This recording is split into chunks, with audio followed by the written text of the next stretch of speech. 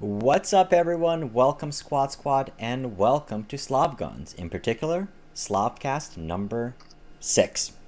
Ran out of fingers. So thank you for joining me on my birthday edition. I got my birthday coffee and I'm done with a cake. So let's talk guns and optics and stuff again. And we're joined today once again with Alex from Affordable Optics and Rifle Reviews. So we're going to talk a little bit more about some breaking news on Nikon. We'll talk about some of the new scopes that I just got in. I posted a picture of those in the community post. And we'll talk about some other stuff going on. So hello, Alex. Hi everyone, glad to be here. All right. So let's dive in. And once again, guys, if you have any questions or comments or concerns or rude remarks, just leave them in the question and answer, and we'll address those. All right, so Alex, did you know that Nikon is exiting the rifle scope business? So as per the Truth About Guns, one of their readers who was working in the retail side of the business got a notification from one of the distributors that Nikon is exiting the rifle business. The Truth About Guns reached out to Nikon's advertising agency, who confirmed the news, and now it's making its rounds on Facebook, Reddit, and a couple other groups. And surely, once again, there's your Mullen lobby crowd, or basically people who will try to scare gun owners into doing anything, who are now basically saying, let me rephrase that, let me take it one step back, I apologize for that. Nikon basically quoted that they made a business decision to get out of the rifle scope business.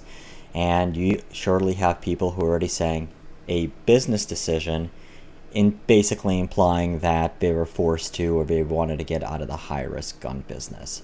So what do you think about that? Well, honestly, I mean, I've only reviewed a few of the Nikon scopes, and they were only pretty much the hunting ones of that kind.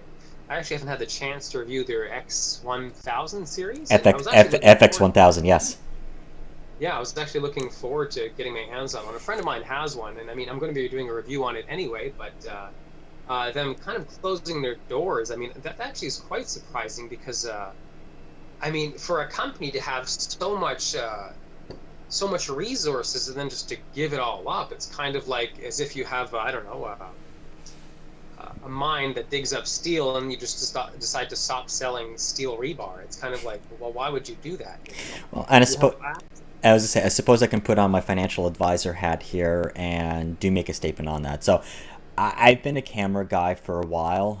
I know my brother, he's a professional photographer as well. And so you have the Canons, the Nikons, you have the Sonys of the world. And Nikon, they're predominantly an imaging company making camera and camera equipment. And basically, to them, making binoculars and hunting scopes is just kind of like another business line. What most people don't realize, I mean, kind of just like as you pointed out correctly, Nikon is a huge company. However, they've actually been having financial difficulties over the last 3 or 4 years. So, in that regard, it doesn't really necessarily surprise me that we're getting out of the rifle scope business. So, we're still going to make binoculars and spotting scopes and rangefinders and stuff, but they're just going to cut off the rifle scope line. And I think in light of to the conversation that we were having last week about a lot of the cheaper Chinese optics coming into the market, to me, I was not at all surprised that it happened. I was perhaps intrigued that it happened to Nikon as early as it did. With my next question is, are we going to be at SHOT Show or not? So that's going to be interesting. I'm going to guess they're just going to make a non-appearance because I mean, after dropping the ball like that, I mean, why Yeah. would they show? They have nothing to sell. What's the point of putting resources out there? What are they going to show that they have for sale? Cameras at SHOT Show? Yeah. Well, I mean, that is going to be interesting. So, I mean, we can still show the binoculars and the rangefinders and the spotting scopes.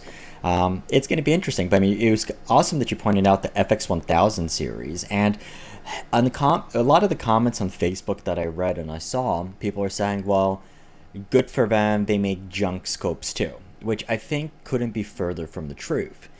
My own experience, I love Nikon scopes. I mean, Nikon makes really, really good glass, and you'd want to have scopes from an actual company that makes scopes and makes optics.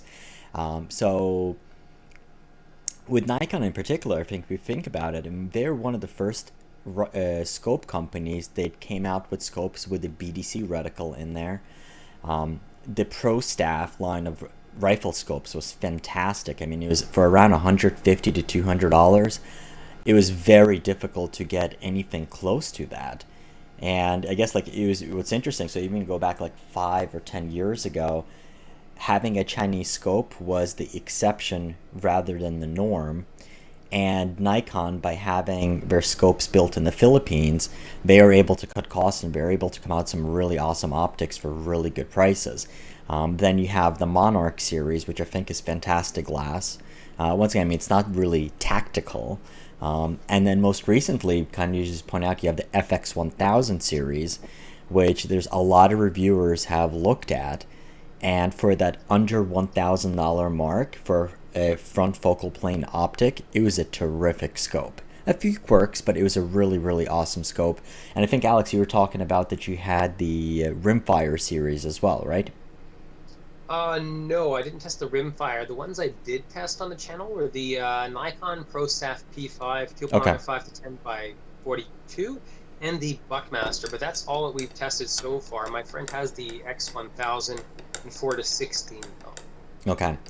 Now, like I said, they make really, really good scopes, and I'm just kind of going back to it. So then you have Nikon really did a great job for the industry when they announced the M223 line of scopes, which was a value-based line of optics for around like the $250 to $300 mark that used Monarch quality glass in a scope series designed for ARs, and you had some terrific 1-4s and other lower magnification optics. And they even came with a mount, which was awesome. So it looks like that was a really, really good scope as well. So I'm going to miss it. I'm definitely going to miss Nikon glass, but not really surprised. Yeah, the Monarch series was their ED glass line. That's the one that had the ED glass in it, from what I was reading anyway. Mm-hmm. So that's what, yeah, so I guess dropping that. And it was actually a pretty good value. I think their Monarch was around $400. Yeah, so for their yeah, so as I say, the Monarch scope. So I have a Monarch 6 to 24 by 50, but that was actually only a 1-inch tube, surprisingly. But once again, I mean, it was really, really great quality glass. Really good quality glass in that scope. And I love it. I mean, it's still my go-to until I got spoiled. But then the Monarchs, I believe the Monarch line started right around $400, and then they went up to about $800. And people loved them. And people absolutely loved them. Maybe I think more in the hunting world. But I said, once again, I'm not a hunter. I just hunt paper and steel targets. I mean, yeah, from what I remember, it had a modest amount of internal adjustment. And I mean, clear glass is one thing, but without like sufficient reference points, I mean, you're not going to appeal to the long range target precision or even the PRS type people. I mean, they always want 30 millimeter tubes anyway. So, Well, unless you go up to the new optics with the 34, 35s, and I guess there's a couple with 40s. 40s, actually, I'm not familiar with. I believe it was either, I think it was a Swarovski or a Zeiss. I don't recall, but like I said, I was looking at the optics, and I guess we can jump into that in a little bit as well. What I don't understand is why they charge so much for these scope mounts. I mean, you look at a 1-inch tube, even a cantilever rail, and you can find them as cheap as $24, all the way to, I mean, you can find them as much as $250. But then when you go into the 30 millimeter, it pretty much starts at around $40, all the way to $300. And then when you're looking at 34 millimeter rings, you start immediately at around $150 for like the dirt, the garbage, the cheapest scope rings that you can find. Wait, I'm sorry.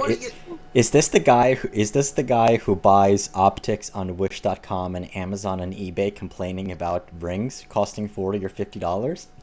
Honestly, sometimes when I buy like the scope, and then I'm like, my gosh, I have to buy rings that are that price. Like at one point, I picked up a Discovery Optics, a 34 millimeter, and then I was looking at rings, and I'm like, oh my gosh, I have to spend a third of the price on rings. That's nuts. There's no like, I mean, you think of the amount of work and machining that goes into the scope, and then you think of the price of the rings, and all it is that them drilling through some steel and cutting it through the middle, tapping some holes in it. I don't know. I'm kind of surprised that it's even accepted throughout the industry that the price they're paying. Yeah. I mean, you look at any piece of steel that's mass manufactured, and it doesn't go for that No, price. so that's definitely a good point. I was a little bit shocked myself when I started looking at the price of some of the higher end rings, and like I said, so Loophole sent me out. Let me just balance this. So okay, so Loophole sent me out with the Mark V HD. They sent me out some of their rings, and I looked up the prices on those. I was just amazed that some of the rings were like $100 and more, Yeah, which is yeah. just I actually picked up the Loophole, the quick detach. They were a two-piece set.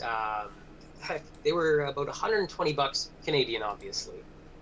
And actually, they're probably one of my worst set of rings. Although, I mean, they're steel, but they never wanted the screws, never wanted to seat right. In fact, they're cross-threaded. I'm probably going to hope that Loophole wants to take them back and give me some kind of warranty on them.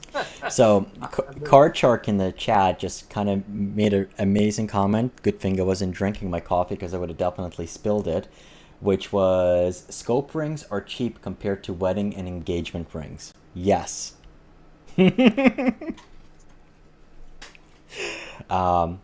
So speaking of rings, so I mean we have the sight mark. So anytime I request optics, I do try to request that they give me their rings. So we have the 34 millimeter rings that came from Sightmark, which I gotta say are pretty good quality. I don't know how I feel about like put 6 screws on each ring. It just drives me up the wall after number 4. Um, it's way too many. Yeah. I know um, what you mean. I had this Vector, the Taurus. That was the exact same thing. It was 6 screws per ring, and yeah, I know exactly what you mean.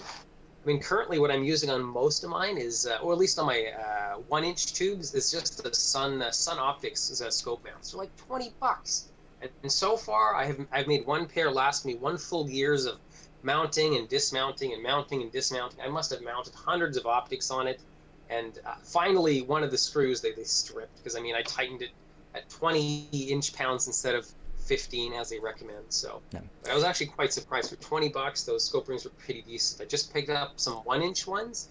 Sorry, some 30 millimeter ones, and not quite as good as the 1 inch.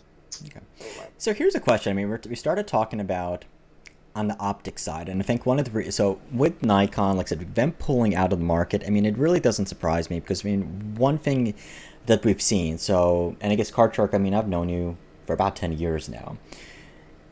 About 10 years ago, in the optics world, I mean, you had really good optics. It was like, okay, it's either made in the United States, and if you're poor, you get a scope that's made in the Philippines.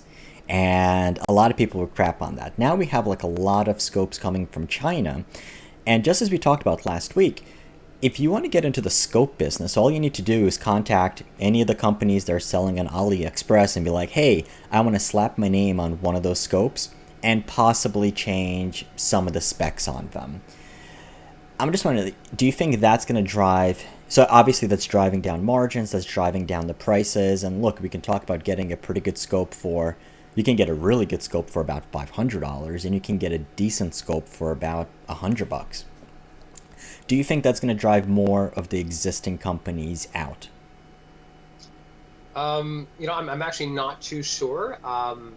I mean, what I've seen is a lot of these newer companies. Just look at Arkin right now. They're actually kicking a lot of butt coming in with HD glass, zero stops at $350. I mean, I think this is really pushing a lot of the big companies to either start developing or maybe even close shop. I mean, Nikon, for instance, what was their best optic?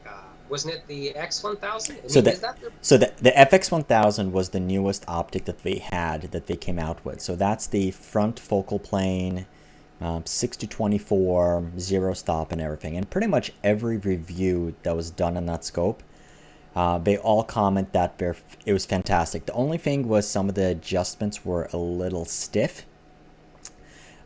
So you have the X1000 and you have the FX1000. So we were both correct. Your friend really might have the X1000. yeah? Um, That I don't think it had a zero stop. okay, so the FX1000. So we have the 4 to 16. This is the one I was waiting for. And once again, so a lot of the companies in the firearms business, if you're contacting them as media, some of the companies you'll reach out to directly and they have their own marketing and PR people in-house. Other companies, they have third-party providers. They're handling that, typically marketing companies and agencies. Nikon does use a PR agency who handles all the testing and evaluation and everything else. So I did reach out to them early in the morning. I have not had a response back, but one of the scopes I was waiting for is this guy. So the FX1000 6-24. So I mean, on their own website they have 7 reviews, but it was $7.99 for a 6-24 by 50 with pretty much all the features that you want. Illuminated reticle, it tracked properly, had really good glass, a nice return to zero. Let's see, what was the internal adjustment on there? Like I said, there's plenty of reviews on that scope, and everyone's like, hey, this is definitely on par with many of the scopes that are coming at like $1,500 to $2,000. And like I said, I've yet to have a Nikon scope that has bad glass, where I think they gave some things up were possibly some of the features. So like my Nikon Monarchs did not have a zero stop, which you would want in a tactical world. And then sometimes you have the choice of reticles wasn't the best. I mean, but they did have, for newbies, they had the BDC reticles on pretty much all of the scopes. But once again, it was $800 and it was definitely hit above its weight class. Yeah, definitely. I mean, but $800 then, you know what? We're looking at a lot of new companies coming in now, offering, well, maybe not quite the same, but fairly similar specs at much lower prices. So can a big company cope with such a change? I mean, they have a lot of overhead, you know, a lot of employees, a lot of marketing teams to pay, where there's small companies, you know what, they have a small team and all they have to do is pay the Chinese to up their little bit their quality control, and they have much less overhead. And yeah, I mean, I think that's almost impossible for a lot of the big companies to cope with. I think it's going to go back to one thing though that we discussed last week again. So I mean, here you have an example. So this is the scope that I just got. So I did the video on the Sightmark Latitude F-Class 8-32, which is in the Ruger Precision Rifle 6.5 PRC. This was the scope I was supposed to get the first time, which is the Latitude 6.25 to 25 front focal plane optic. 34mm tube, you have a zero stop, you have nice, awesome, audible, and tactile clicks.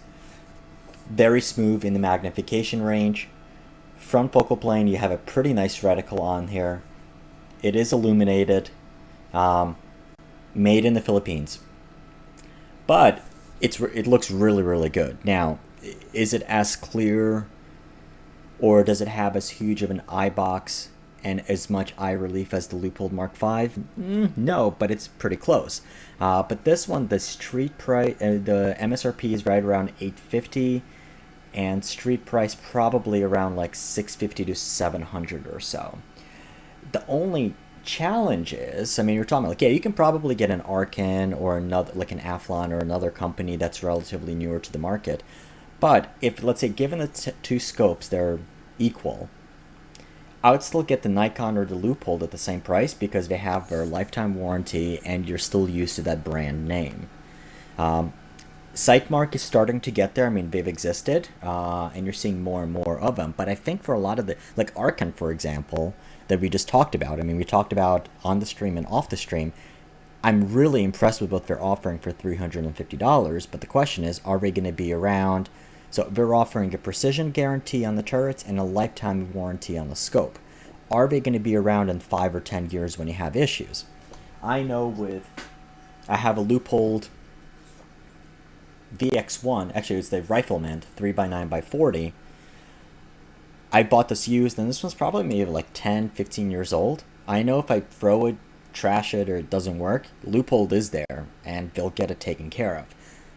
Are the other companies still going to be there? And that's that would be my biggest question mark for somebody who's looking at optics.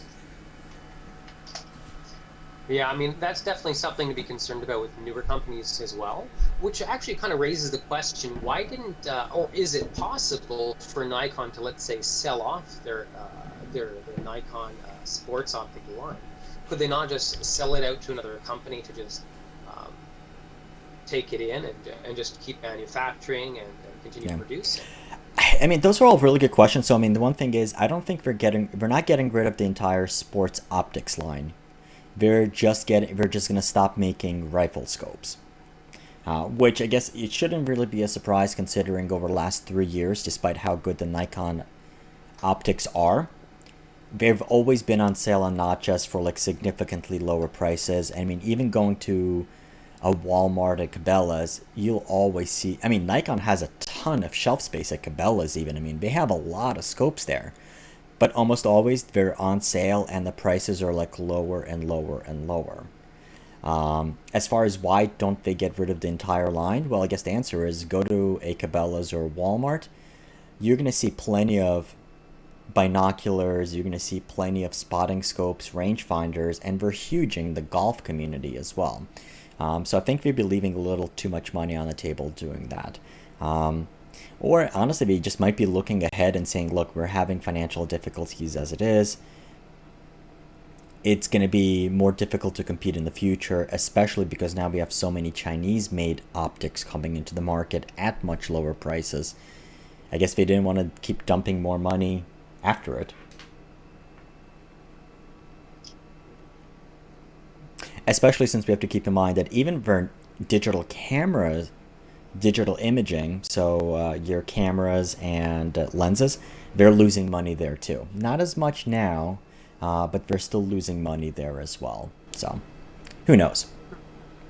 I'm not really familiar with the camera market by any means, so That's because you're don't. not. That's because you're not a camera snob.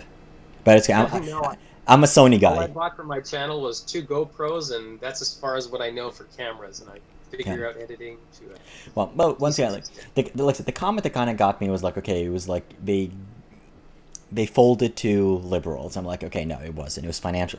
I mean, it might be 2% or 5% reasoning for it. The vast majority of it, I mean, they're losing money. And here are the other companies that are in the camera business that either made rifle scopes in the past or still do. So the most recent one was Pentex. So Pentex Ricoh, they're really big in Asia.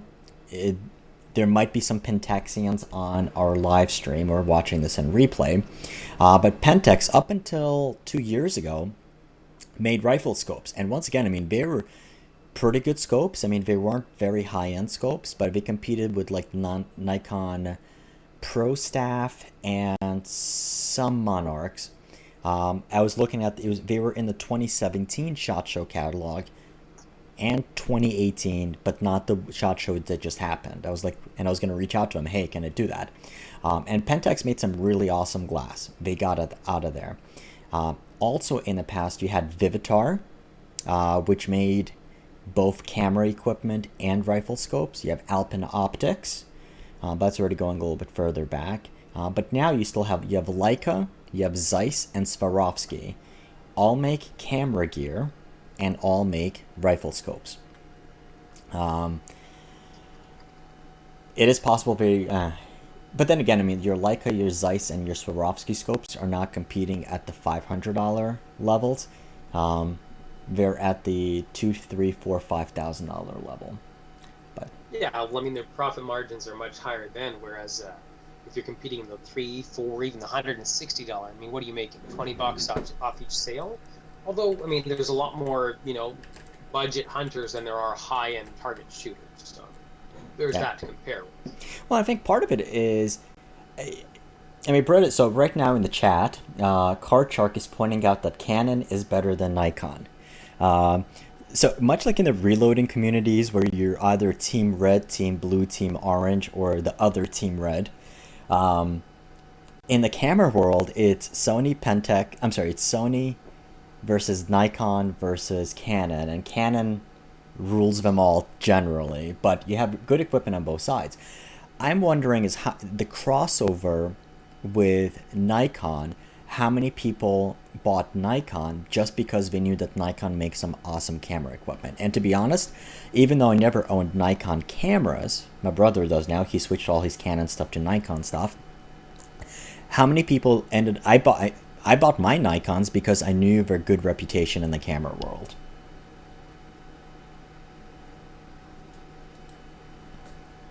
Don't forget the Panasonics. So just replying to the chat. With the new video equipment, so Panasonic and that. But there was actually, when doing research for this live stream, there was a couple of questions. People, hey, why doesn't Canon actually make Riflescopes? Because I mean, after all, they make glass for the lenses. Like I said, the only thing that I can say that to give credence to the whole Nikon thing is a couple of years ago there was some pressure on Nikon to leave the hunting world when they had some advertisement that talked about protecting wildlife. So basically capture wildlife safely from a distance with Nikon cameras and lenses. And at the other side of it, well, yeah, by the way, if you want to shoot it, we have a rifle scope for it. So I mean, perhaps, but you have that. But yeah, so we're talking about cheap. I want to transition the conversation. So we talked about this Sightmark Latitude. I am looking forward to this one. Really looking forward to testing it. But the question is, when is $1,600 considered cheap? Alex, go ahead. Do you know the answer? I think it's only considered cheap when all your friends are running $4,000 optics, and you arrive in your little Toyota Corolla, and that's when it's considered cheap. Okay, and what $4,000 optic am I talking about? Oh, I'm gonna take a wild guess. I think it's the Zeiss DS something. Wasn't it the Swarovski? Hold on. No, it's the Swarovski DS. You got the wrong German company, Alex. It's very, I'm sure it's all the same. So we talked, so Alex did a really awesome video on the Sig BDX system, which is the integrated rangefinder, and it works with the rangefinder and the scope. When doing a little bit more testing on it, so I think actually Zeiss used to make it before, and then it was the Zeiss something, but the latest one that just came out was the Swarovski DS rifle scope. So let me pick it up. So what this is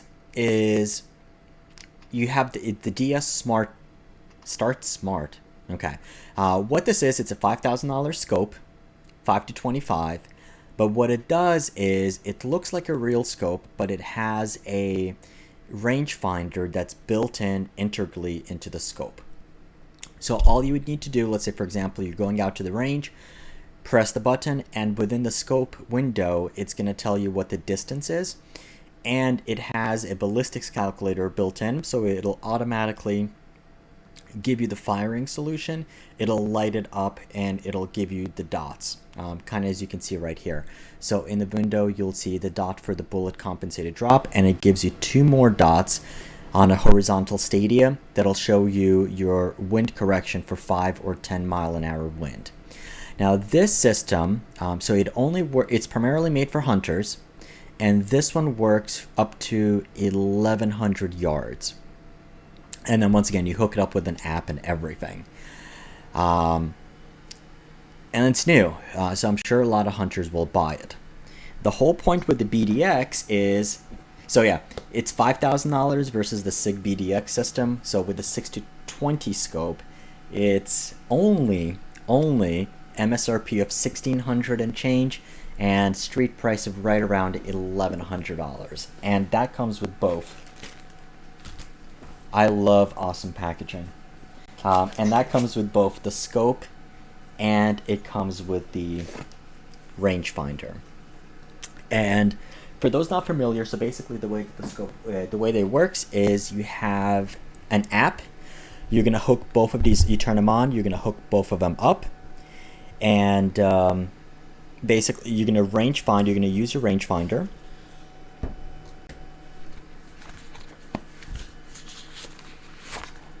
You're gonna use your rangefinder, which this one goes up to 3,000 meters. Press it. It's gonna rangefind it, and it's gonna send the firing solution to the scope, and it's going to give you the highlights on there. So it's not built in, it's not internal, but it does send it. Now, the limitation with both of these is up to 800 yards. Right, Alex? Was it 8 or 7? 8. I do believe it was 800 yards. 800 yards. You might be facing other variables also that'll be limiting you, but yeah, it's about 800. So it's 800 yards, and the reason why it's limited to 800 yards is the rangefinder uses applied ballistics ultralight engine, which only figures it out to 800 yards. Now, thanks to my friends at Ruger, they are sending me out a Ruger Kestrel 5700, and what that does is you can pair a Kestrel device, or I think there's also a Garmin device, that has the full ABE, which is Applied Ballistics Elite suite. And what's going to happen is the rangefinder sends the range to the Kestrel, which has the Applied Ballistics Elite engine. That figures it out, the firing solution, for up to 4,000 yards or meters, one of those two, and then that's going to send it to the scope. Now, obviously, you're going to at that distance, you're going to run out of internal adjustment on the scope, and you would need like a 200 MOA rail, but you can do that. And I am looking forward to seeing how that is going to work. So hopefully we'll get that. But my first impressions, and Alex, we were talking about that. It's pretty nice. I mean, the MSRP on the rangefinder was like 800, and I believe the MSRP on the scope, the Sierra 3 scope, was like 12 or something along those lines. But like I said, you can get the package together. And for a scope, like I said, it's not bad. I mean, it's pretty good. I will say the one issue I had was like when it came out of the box, the parallax adjustment, I had to really grip on it because it seemed like it was stuck. But I think what it actually was, considering that it was being sent over and it was cold outside, it was cold in the delivery trucks, and I just ripped it open just to play with it because I'm giddy and excited. Same thing with the brightness adjustment. So you can kind of tell it's still a little stiff. Uses 2 batteries. The magnification ring was just fine. It worked fine. And you can see the blue light there that it's working. Turret adjustments were actually working as well as predicted. So I am looking forward to it. But once again, is it a $1,000 scope? If it wasn't for the ballistics app, I don't know. But I'm excited to find out. And probably this weekend we'll be testing it out at some good distances. And also with a new shooter. Did you figure out what rifle you wanted to put it on? Yes, I think I did. So as we discussed, so because the scope only has about 42 MOA of adjustment, originally I was planning on putting this on the Ruger Precision Rifle in 300 PRC. The problem with that is, so the gun comes with a 30 MOA rail already built in there. This doesn't have enough internal adjustment to kind of get it zeroed at 100 yards. Because it's 300 PRC and you're firing a 230 grain projectile at close to 3,000 feet per second.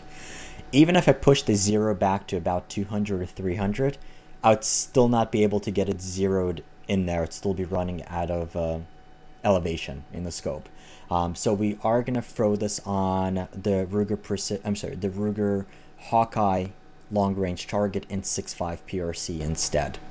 So once again, I mean, the gun's going to be capable out to about 1,500 yards. I might be able to take it out up to a mile. We'll see. And I think it's going to be good. So like I said, because it's only a 20 MOA rail, it'll work. Because what'd you say, it was a 42 MOA adjustment on the scope? 40 MOA, yeah. 40 MOA. So I'll still be able to get a usable 100 yard zero. But because the caliber is fairly flat, and that particular gun that I have is fairly fast, so we're pushing a 143 grain, I'm sorry, 147 grain ELD bullet at 3,020 feet per second. And that same load in the Ruger Precision Rifle that I had was only 28 and change. So that gun is about 100 feet per second faster than the Ruger Precision Rifle. And so by the ballistics calculator, we should stay supersonic right past 1,900 yards. So if we can get that a mile, that would be really awesome. If you want to come to America this weekend, you can come. But you're only like 5 hours away, so it's actually mildly realistic. You To should. Ottawa. You should. Oh, and by the way, so we were talking about SHOT Show. I'm getting really giddy about it. Airfare from Newark, New Jersey area to Vegas for the days that we're going is $110. And it's even cheaper if you buy the tickets in there. So once again, actually, if anyone lives in Vegas, if you want to get together, shoot me a message. Or if you want to attend a SHOT Show and you have interest in being part of the media, let me know. So Card Shark is asking, how about Vortex? Cheaper but darn good. Alex, your thoughts? You know what? I love Vortex. Some of them anyway. I mean, I'm not a crazy fan of the Crossfire 2 compared to, let's say, its competitors, the Nikon Buckmaster 2. But anyway, I just picked up a Vortex Viper HST, the 6-24 by 50, and I'm doing the box test for one of my videos, and I'm maxing out the windage turret, and then it stops. So I'm like, okay, and then I turn it just a little bit more, and then it spins freely, and I'm like, this is kind of strange. Like there's no more clicks. It's just spinning like a loose bearing. So then I just keep spinning it, and then the turret completely falls off. And then I look in the hole, and well, I can see the erector tube. Anyway, I just got it back today, so I mean, regardless of those little things like that, I still really do like Vortex. They offer, I mean, if you get the scopes on special, I find they offer good value for the money. Now, did they just replace it, or did they actually fix yours? No, this one they fixed. Yeah, they apparently there were okay. So the turret screws into the tube body, and then there's some set screws to make it sure it doesn't unscrew. So apparently those set screws weren't originally set into the body. So the turret was screwed in, Loctited, but the set screws were never into the body. So that's why when I maxed out the windage adjustment, it just kind of the Loctite just came loose and the turret came off. It's not something I really expect on an optic that's it's about 1,000 and something Canadian, so that's about $750 US. It's not really something you expect to see on that pricing optic. $7.50 US is 1,000 Canadian. Damn, I knew the exchange rate was getting good, but not that good. No, I mean 750. It's about 75 cents to a dollar right now. So I don't have personal direct experience with Vortex stuff. I've played with some that's like some of the red dots at SHOT Show. I was okay with it. They seem to make pretty decent stuff, but I don't have direct experience as a user of them. What I do have is talking to a couple optics companies. Is Vortex, they have great customer service, they have great marketing, and it's a really good value for what you're getting. The price that it comes from is, according to one optics manufacturer who also manufactures his optics in China, is Vortex's return rate is significantly higher than your industry average. And they have great customer service because basically it's like, okay, if you're going to have something breaks, you at least want to put a smile on your face rather than get somebody a broken optic and have them pissed off to begin with. So that's, I guess basically I would say that's the cost of it. Now the question is, if you're a regular Joe, regular gun owner who's going to go shoot at the range every couple of weeks or so, if something breaks, I guess, yeah, it's not that big of a deal. But if you're a high-end shooter, if you go shoot extended long ranges, is that okay that optics are going to break on you if you saved a little bit of money?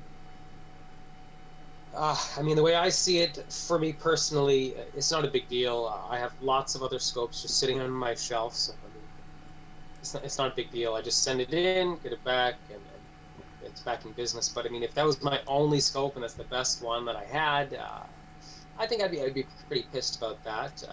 I can see how that would feel. Yeah. Yeah, so it's definitely interesting. I mean, yeah, so primary arms. So Nick, we talked about that last week. So primary arms, I think, did that with the ACOG world. And I think, you know what, Alex, once again, I mean, I still have you in the back of my head saying, hey, if you're going to buy a cheapy clone, buy the ACOG because it seems like universally those are really, really good. And primary arms started making a lot of those budget optics, and they built a reputation on those being, hey, you know what, it's pretty much good enough to an ACOG. Um, I think the better word would be marketing as opposed to making. I'm pretty sure they're not making anything. that is very true. You're absolutely right. I and you know, like, even like going back, I was like looking at the Sig rangefinder, and the case that it came with, it looked familiar.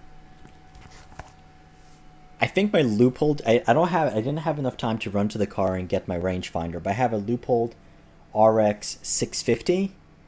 The case almost looks identical, and the body is fairly close. Hmm. And Loophole does so. Loophole makes all of our scopes in house, but that's scopes, not accessories. So the rangefinders are actually made in China or the Philippines or somewhere along those lines. Oh, but actually, so speaking of that, we were discussing like, hey, you know, on most scopes, it usually tells you where it's made. Nowhere on the Sig scope does it actually say where it's made. It was only on the box that it listed the combo is made in, so designed in Oregon, which is where the headquarters for Sig Sauer Optics are, but made in Philippines and China. So basically, I'm assuming the scope is made in the Philippines, and the rangefinder is made in China. So apparently, according to customs, it's a customs requirement. All imported products must be marked with their country of origin. Okay. So I mean, according to the first thing in Google, customs regulate that every foreign product entering the U.S. must be labeled in English with the country of origin. Interesting. No, but like I said, I mean, and you looked on yours. I did not see anywhere here on this optic where it's made. Nowhere Yeah. on here. It was like I said, it was literally just on the box. Hmm. I would say the only thing I'm slightly peeved about, you know, like when you're spending like $1,700, include a freaking manual. The only manuals we have are like these little quick start guides, um, which I don't think they gave enough information. Now the good news is, I was expecting, so we have the optic that needs to work with the rangefinder, and there's an app. I expect it to be a really big pain in the butt to set up, and I gotta say, I'm pleasantly impressed. The programmers did a good job. Um, just turned it on, Bluetooth found both, connected them together, they're bonded, and that's it, which is just phenomenal. So I gotta give them a lot of credit for that. And yeah, so I mean, it's a card shark. Yeah, Sig Optics. They are a Sig brand on a Chinesium. A lot of them are, so we know that the lower end red dots are Hollow Sun. But you know, though, I think at this point in age, I don't think consumers are really necessarily going to mind as long as it's quality product. So that's my take on it. Alex, thoughts? I definitely agree. I mean, a lot of people now aren't minding so much these American companies that are getting Chinese manufactured optics. I mean, like we have Arkin, we have what's the other one that starts with an A? That's Athlon. Athlon, yeah, Athlon, and people seem to be crowding towards them. Even like Vortex. What's actually pretty funny about Vortex is you kind of have the very similar fanboys that you have towards Loophole. I mean, I know a bunch of people in my range that go, I buy Loophole or nothing else, and I'm thinking, wow, that's just sad. And they're just so obsessed with one thing that it's like they don't want to look at anything else other than that one brand.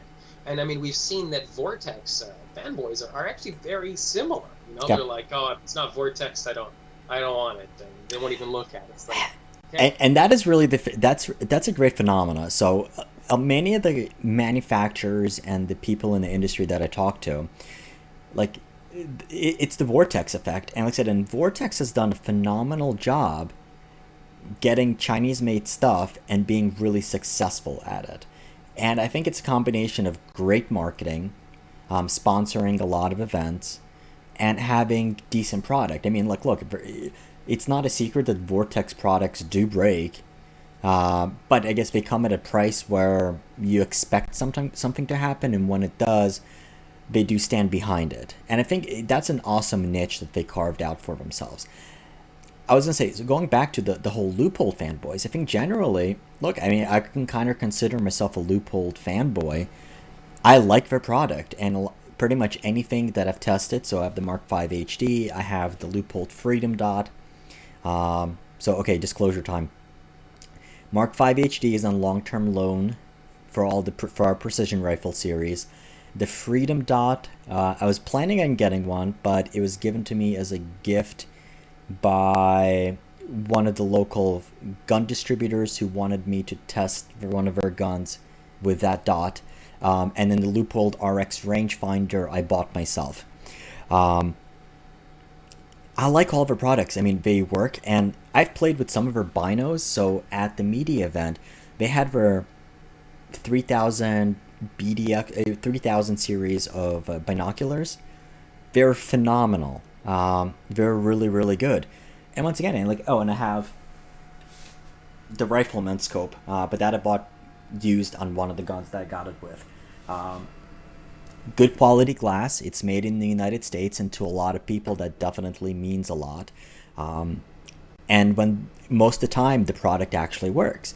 And when it doesn't, they get hammered over it. I think they got so the Loophole Mark 6, it had massive tracking issues. It drove a lot of the high-end precision shooters away from the brand. And if you go on Sniper's Hide or a lot of those type of sites, you just look for them, Loophole tracking issues, they'll have them there. But they came back and they fixed the issues, and people are still okay with it. But you know what though, like Vortex, I think, has as many issues, if not more, but people are much more willing to forgive it because it's a good deal. yeah, definitely. Cool. All right, so any other thoughts on optics, or we can move on to the other topic I had for today? Um, I don't think anything. I don't think I have anything to add. So yeah. All right. All right. Yeah, if you have any questions while you're still in chat, so we have a bunch of people watching, do ask it in chat, and we will cover it. Um, all right. So the other thing is, I just found out about a range. So there is a awesome range up in the Catskills in New York, and if you're a fan of The Walking Dead, you're gonna shit a brick. Yep, there goes my one curse for the video. Um, so Sheepdog Warrior is a range up in the Catskill Mountains. They offer currently shooting, they're zoned for up to 450 yards, and they have the space and the ability to go out past 2,000 yards. The range opened last year. They've hosted some PRS type matches, um, and it's a great crowd. They do a lot of law enforcement training. They do regular training as well. They're only about 2 hours from the New York, New Jersey area, but they are under attack by a neighbor. Um, they are being hit by anti-gun groups, by an actor and their friends, who've called the governor's office. They've had people show up, and they are doing everything they can to stop the expansion of the range. Why? Because they're afraid that it might ruin the Catskill Mountains, and then they're complaining about the noise pollution, and you get that. So what they've done is they've started a GoFundMe page, which I will include in the link in the description. And I'm going up there this weekend to meet with the owners, probably do a quick video, and also be able to test out some of the guns. and stretch their legs a little bit. But so this is the zombie thing. The local actor who has an issue with the range is Jeff DeMunn, aka Walt from The Walking Dead.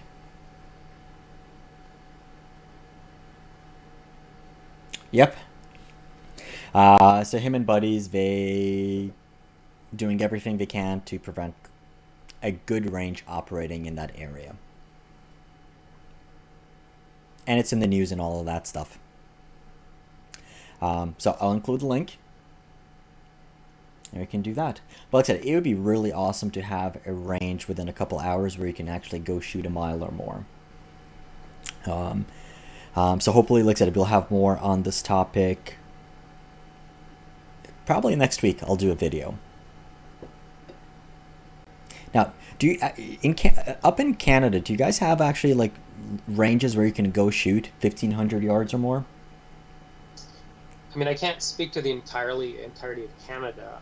I know in my area, I mean within about an hour to 2 hour drive, there's a 400-yard range. My range is 100 meters, and I mean the best you could hope for is meeting a farmer and getting rights to shoot on their property. Which, I mean, I'm one of those people. So I have a farmer that he's got a spot that I can shoot up to about 800 yards, which is pretty awesome. Okay. That's not bad.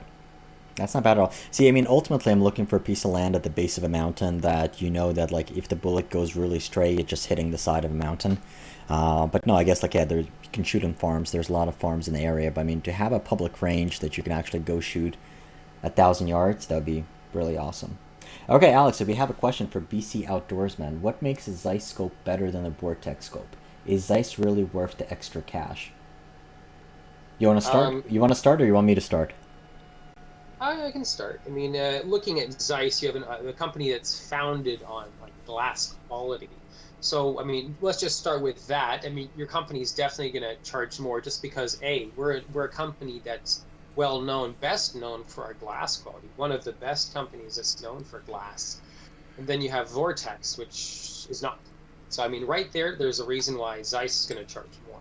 Now, they obviously have probably a better facility to apo correction in glass, and they probably have much better sourcing for their glass. So, I mean, that's one thing. And, I mean, you don't hear necessarily as much about quality control issues with Zeiss, but then again, you don't hear necessarily as much about Zeiss to begin with. So, and in fact, I haven't really tested many scopes or any scopes in the Zeiss line, whereas in the Vortex, the best scope that I've actually looked at is the HSD.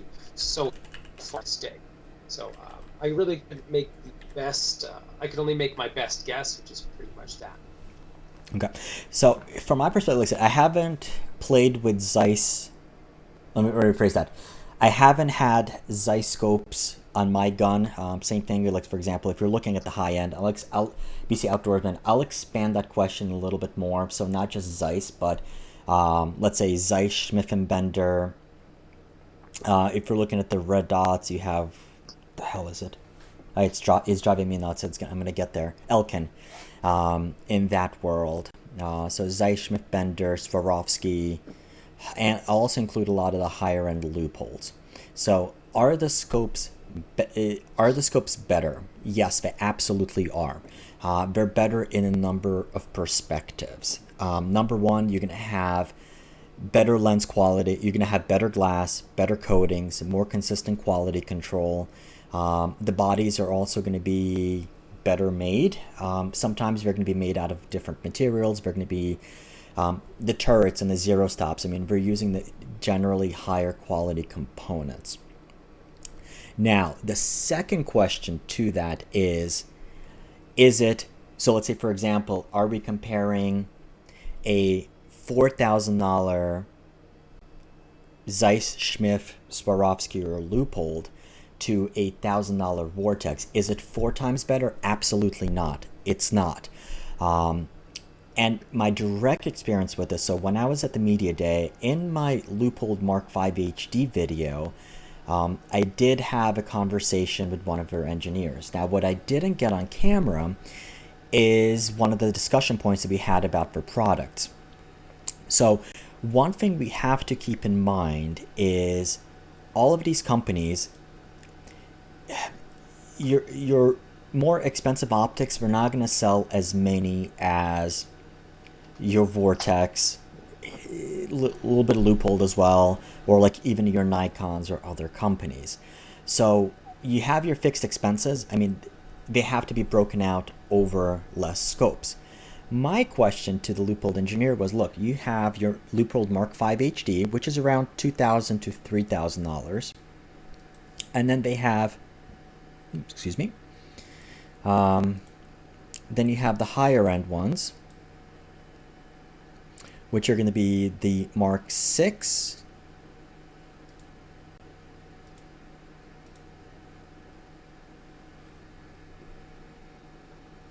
okay. So then you have the Mark VI, you have the Mark VIII scopes, which are 5,500 for 3.5 to 25. Your Mark VIs are starting at $2,800 and they go higher. So the question is, okay, those scopes versus your more pedestrian Mark V HD. And even in their own voice, they're basically saying, is the Mark VIII better than the Mark V? He's like, yes, it absolutely is. But is it twice as good? Absolutely not. Some of the bigger differences between the two scopes are they're using higher end glass. So typically your glass for your optics is going to come out of three places. So you have glass made out of China, glass made out of Japan, you have glass made in the Philippines, and you actually have a lot of glass that's made in the United States. The Mark 8s, they only use glass made in the United States. So the glass is going to be much more consistent across the board. The other place is with the, so for example, the lower end Leupolds, like even the Mark V, the glass is not going to be Chinese, but like I said, it's going to come from a number of different places. And each scope, just where the parts are sourced, are going to be different. So if you want the most consistent type scopes, if you want the highest quality, you're going to end up spending more money. The question is, I guess, are you really going to need it? So hopefully that addressed the question. Yes, it's definitely better, but is it 4 times better? Probably not. The one advantage is, so even if we were talking about the Mark V HD, which I am going to do a video comparing the Mark V HD with even like this guy. So like I said, I think this is the Latitude, I think, is a fantastic scope for the money. But this thing weighs a lot more than the Mark V HD. So West Desert Shooter, he also just did a video on the Mark V HD, and he had a perfect example for his. So he was competing in a match, which actually was a Vortex sponsored match, that he competed with the Leupold. And the reason why he went with the Leupold Mark V HD was that the scope weighs less, and the whole point of the match, it's a PRS type match where you're hiking for 9 miles throughout the day. So it's 9 miles of hiking from shot to shot up and down mountains. So like I said, weight matters. So if you're a hunter, you want to have a lighter weight scope. The other difference is just how they're built. So this is kind of going back to the Schmidt and Benders. They're built like tanks. I mean, you can throw them. I mean, if you drop the scope, if you drop the rifle, it's not going to break. And I think there's actually a video where it was the Howa that I had the Leupold Mark V HD mounted on. I just threw the rifle and there's absolutely no issues. It did not even lose 0. With some of the cheaper scopes, it might happen. From the glass quality, kind of going back to it. So, I grabbed the wrong scope. I'm talking about the Sightmark Latitude, and I'm holding the Sig scope in my hand. Oops. We can't tell from here, so it's all good. All right. But once again, you can really tell the difference. So even going back to it, if you're a weekend shooter and you're just gonna go shoot matches, let's say 300 to 400 yards, let's say even 500 or 600, and you're only gonna shoot in nice weather when it's sunny or cloudy, you're not gonna have any issues. But one difference that I immediately saw, and I wouldn't be able to tell that difference unless I had other scopes with me that day. As the sun was setting, I could use the Leupold Mark V HD well into the evening after the sun was already set. The amount of light that goes through it, I mean, the HD glass that they use on there, I think it's the Twilight series, it's completely usable. Versus the cheaper $200 scope I had with me, it was like as soon as you move into full magnification, it's just dark. The latitude did as well as it could, but the Mark V HD, so during the daytime, both of them were really, really fine. But once the sun starts setting and the lighting conditions become worse, so if you're a hunter shooting early in the morning, at dusk, or at dawn, or you're shooting late into the dusk hours, yeah, you do need to have better quality, and you'll notice it. And also the zero stop on the Mark V HDs is just phenomenal. Okay, illuminated versus. Oh yeah, so basically Swarovski's and Schmidt and Bender. I'm fairly positive they use German glass. Leupold uses either Japanese or American. All right, illuminated versus non-illuminated. How does that factor in? So illuminated reticles, they do charge more for them. Personally, I couldn't care less about it. It doesn't make a difference to me. I think the only time you might care is if you're a really early morning hunter or late evening, and your targets might be beyond 100 meters. Anything other than that, I mean, it's really kind of pointless. What it does is puts the crosshairs as a sharp contrast on the background, and that's really all it's going to do. And if all you're ever doing is target shooting during the day, in the afternoon, I mean, you don't really need it. Why spend the extra money? I mean, you could put it there, and I mean, on a really cloudy, overcast day, you can maybe shoot a little bit better. But in general, I don't ever need or really want any on any of my scopes. And I would say, I think if you have any type of eye issues, that illuminated reticle might give you more issues. But I was gonna say, speaking of the reticle, one other difference that you have between lower end scopes and higher end scopes is going to be your reticle choice. So if you want, like for example, the Horus reticle, there are specific reticles that are designed for either military units or specific competitions, and companies have to pay in order to use those reticles. Let me go up. So let me kind of just show you just on the Mark V HD. Here I have the let's go Mark 8. The number of reticle choices that they have. And just even having a different reticle from the standard Leupold reticle in there, the difference is like $400. Okay, so you have the H58 reticle. So you have a difference of $500, $5,300 versus $5,800. And then you have the Tremor 2 reticle, which is $6,100. And so like for range finding, there is a difference. I mean, like I said, there's a lot of really, really cool things. And your lower end optics are not going to be able to get those type of specialized reticles in the optics. I mean, they'll have like a basic either BDC or like a Christmas tree, but it's not going to be as nice or as many reticles as these.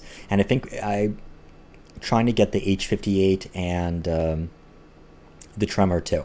Once again, what I would say is, and honestly, do you need this? It depends. So if you're the type of person who's dialing in the clicks and you're making the click adjustments into the scope and you're going to be crosshair over your target, then no, I don't think it matters one bit. But if you're using holdovers or leads or anything else like that, those type of reticles will absolutely make a difference. They absolutely do. And so when we were at the media event, during the class, so it's kind of like we get to shoot some new guns, but we use the new guns in a 3-day intensive class. So we taught us both methods of shooting for long distances, both using holdovers and using clicks. My personal preference was actually using holdovers, and so to me, I like these type of reticles because you can kind of see you have dots that go out from multiple mils. So no matter what the wind is, as long as you know what it is or leads, you have those crosshair points on them, versus using the standard TMR reticle, which is let me go back, versus using the standard mil dot reticle, which you can basically see it's just a grid of dots up and down. So let's say, for example, if you're holding over for just elevation, yeah, it's not a problem. There's a dot there for you. But if you're holding over for elevation plus wind, you're kind of in no man's land. And I think, Alex, you talked about it, even with the Sig scope. They do have the dots, and it'll give you the windage and elevation solution, but it doesn't actually give it to you in the middle of the reticle. There's just one line on the windage stadia, and then there's one dot on the elevation stadia. So I think that's what would make this better. So hopefully that answered that question, and let me know if we did not. Okay, yeah, so Card Shark, you're absolutely right. For indoor ranges, yes, it will make a difference. Oh, what range is a 100-yard indoor? Oh, okay, yeah, okay, got it. Never mind. I was like, what public range is a 100-yard indoor? I forgot about that. Yeah, in those cases, I think an illuminated reticle is going to help a little bit if there's like dark conditions. But like I said, the ones that I've tried, what I actually found is that the red that they use in those, even on the lowest setting, it would just halo out, and you kind of have this weird ring that would cover too much distance, cover too much of the target.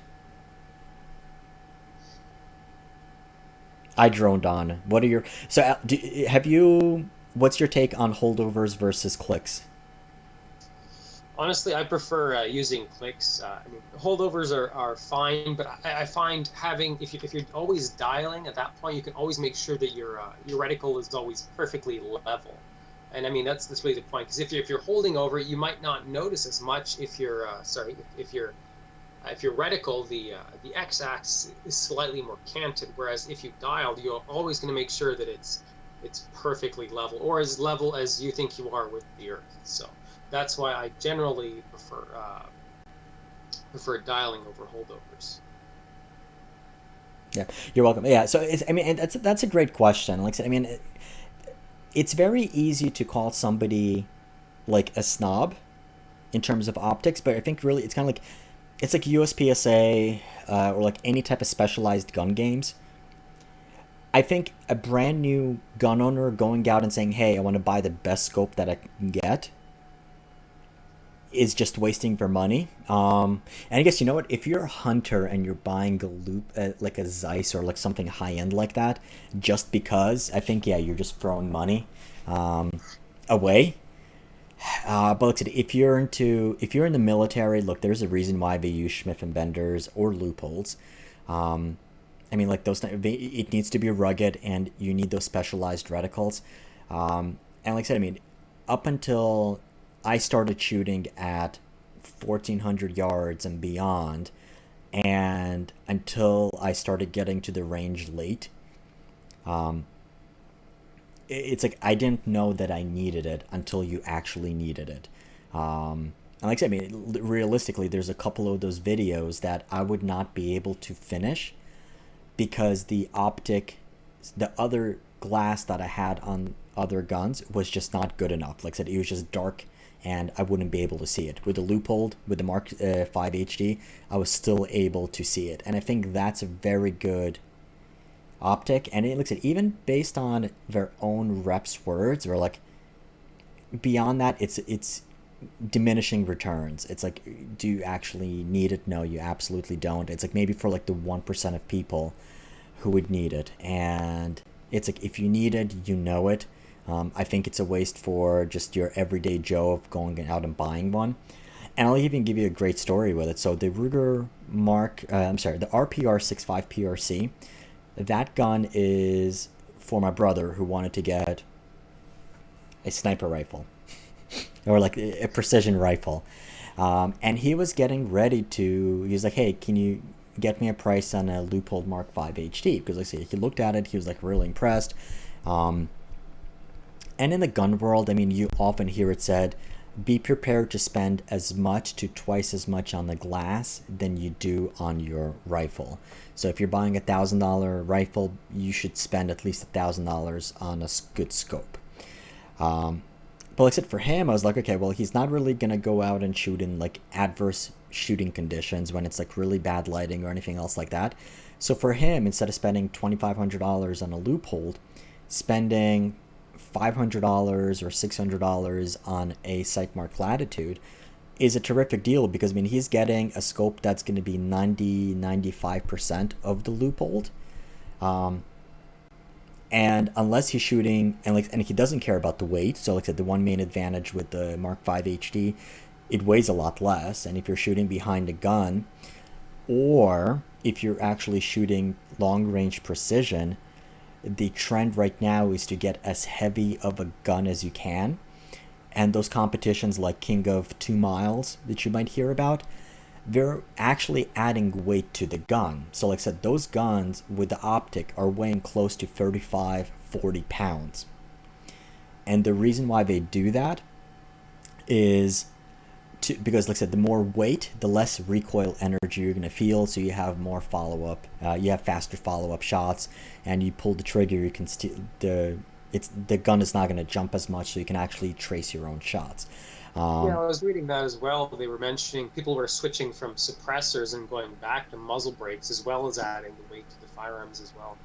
Yeah. And going for lighter and lighter calibers, for example.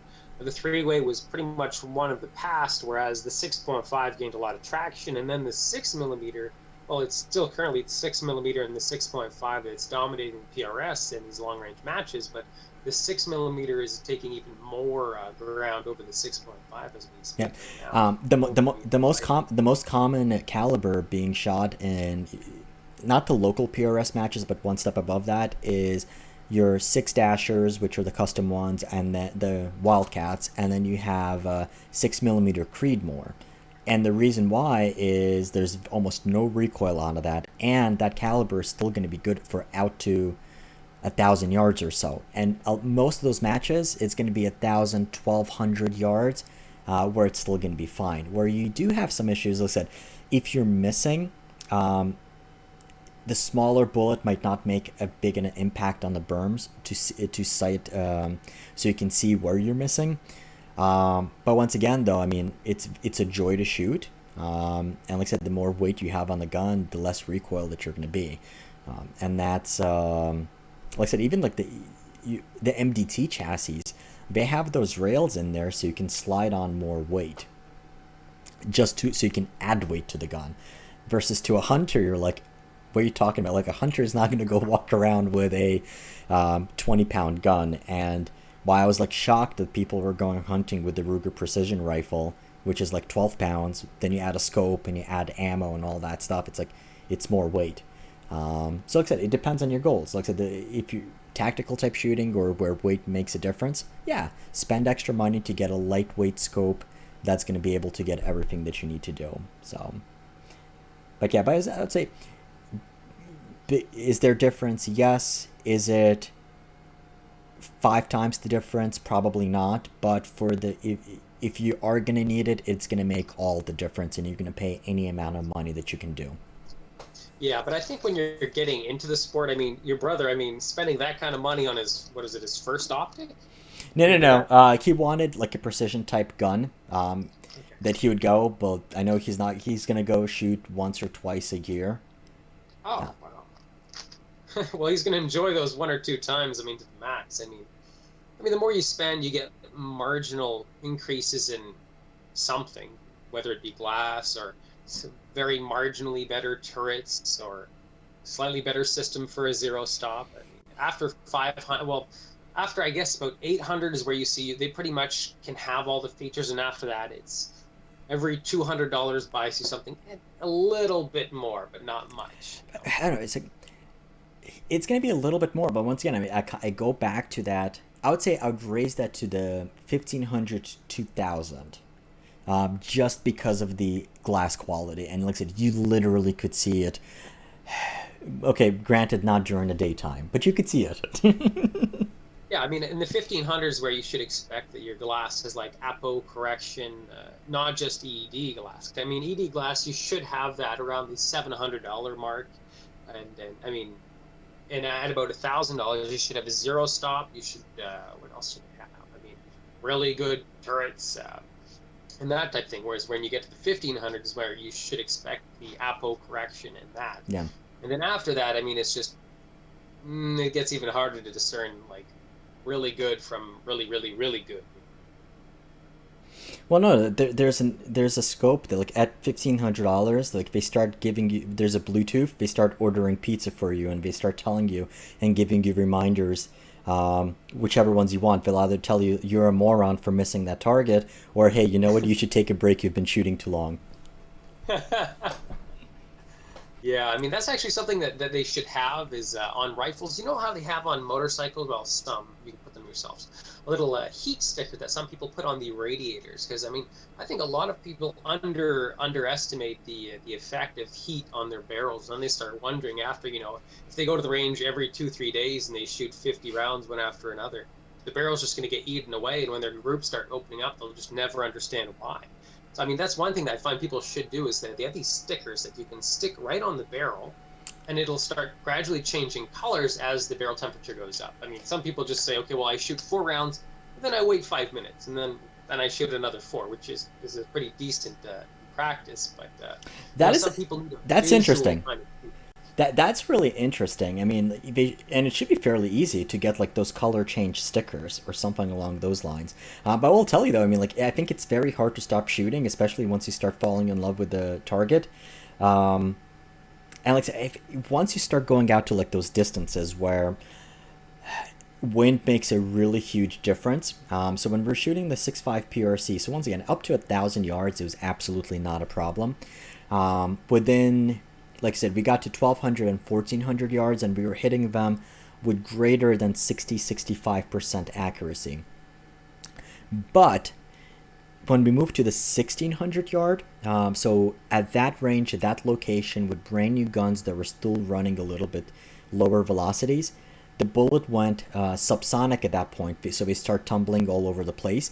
But you fall in love with the idea that I want to hit that target at 1,600 yards, and when you see it when you see the miss within the field of view on your scope, both the spotters and you as the shooter, like you just keep burning through.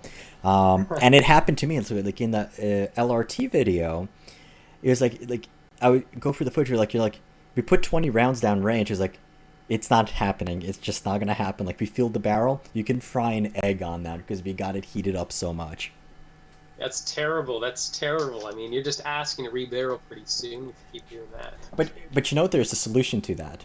Especially if you're shooting any large magnum, the solution is we should have an app that would get activated based on the so kind of just like a chrono based on sound activation, and it's going to read out to you. So let's say, for example, you're shooting 338 Lapua. Every time you pull the trigger and it goes bang, it's going to keep a running total of how much money you just spent on ammo. So if you're like $5, $10, $15. Yeah, I mean, I'm sure that's the price if you're not reloading and buying the premium stuff. Lucky for me, it's I think it's only like 75 cents. 75 cents to $1 depending on what I'm shooting. I just bought some 6.5 140 grain ELD from Hornady with the powder included. I think I'm going to be about 80 cents to 90 cents a round. Yeah. So BC Outdoorsman, he came up with he made a really insightful comment, which is after 300 meters I use clicks. I use a 250 meter zero, so holdovers are not necessary below the 250 meter mark. Yeah. So basically, what he's talking about, I'm assuming you're a hunter as well. What he's talking about is a concept called your hold zero distance. So instead of just zeroing it at 100 yards, what you can basically do is let's say 0 to 200 or 250. And based on the ballistics and the trajectory on there, you're either going to be slightly high or slightly low. So you know if you're hunting or whatnot, you can just hold point blank at distances, let's say up to 250 meters. and you're going to hit the kill zone in that. Or if your target shooter, is just going to extend it out a little bit past that. Yeah, I mean, it's going to depend what cartridge you're running, but like a regular cartridge, 308, I mean, that would actually be pretty decent. I mean, at 300, I think I have to dial, what, 8 MOA on my 308? I don't remember what it is for my 223. Yeah, I think on the 6.5 PRC and the 300, I think the 300 PRC, it was 1 mil. So that's 3 MOA from 100 to 330. Yep. So that's what we have. All right, we're more than an hour. On my birthday, this is actually good. I'm glad we did the yep, for hunting. Perfect. That's precisely what I thought. So I'm glad we had this. I'm glad we had our live chat after the birthday cake and all of that stuff. Now I'm ready. I'm ready to go shoot. I really want to try that Sig scope, and I hope the Kestrel is gonna come by tomorrow. If it does, that'll be awesome. Because then we'll be able to see if it works. And like I said, the one thing, what I'm also waiting for is I want to see if I can get a Kestrel that runs on Hornady 4DOF. So that, because I like the 4DOF calculator a little bit better than the applied ballistics. So we can see if that's going to work with that. Because once again, guys, if you haven't, Alex, why don't you put your link to the BDX video that you did? Put that into chat, because I think it was a phenomenal video. And if anyone's interested in this, out of all the videos that I've seen, Alex does the best job explaining it and actually showing how it works. Like I said, I'm really excited about the technology. So not even necessarily about the scope from the tactical perspective, but there's so much technology with the BDX that's possible at a reasonable price that I'm really looking forward to seeing where it goes from here. But once again, so like one of the features that I loved was so it can automatically turn off or it can turn on if it detects movement, which we've already seen with other optics. But it has internal leveling marks in here. Some budget optics, generally in the sub $600 range. Yeah, that's it. All right. All right, so thank you, everybody. Keep on squatting, and I'll see you next time.